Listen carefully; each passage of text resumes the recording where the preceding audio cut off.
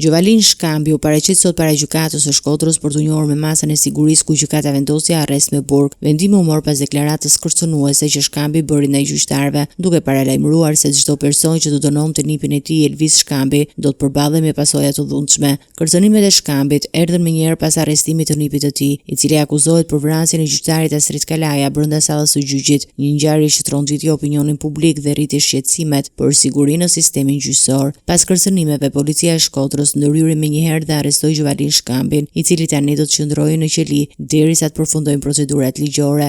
Autoritetet theksuan rëndësinë e mbrojtjes së magjistratëve dhe nevojën për masa të forta sigurie, duke paralajmëruar se çdo kërcënim ndaj tyre do të shkohet sipas ligjit. Familja e Gjovalin Shkambit ka kërkuar falje publike duke theksuar se ai ndodhi në një gjendje të rënduar psikologjike dhe emocionale dhe se qëllimi i tyre nuk është të përdorin gjuhë urrëtie ndaj personave që ushtrojnë detyrën e tyre. Në një deklaratë për mediat, ata shprehin keqardhje të thellë për incidentin dhe kërkuan mirëkuptim për gjendjen e vështirë të afërmit të tyre. E kuptojmë djeshmërinë e situatës dhe reagimin e institucioneve, por për momentin kur babai u mor në pyetje, gjendja e tij psikologjike ishte rënduar dhe jashtë kontrollit. Ngjarja ka rritur shqetësime për sigurinë në gjykata dhe është shënuar si paralajmërim serioz për institucionet ligjzbatuese që të forcojnë masat e sigurisë për magjistratët dhe stafin gjyqësor. Specialistët e sigurisë dhe autoritetet e drejtësisë po shqyrtojnë mënyra për të parandaluar incidente të ngjashme në të ardhmen, duke përfshirë monitorim të rreptë në godinat e gjykatave dhe mbrojtjes së stafit juridik.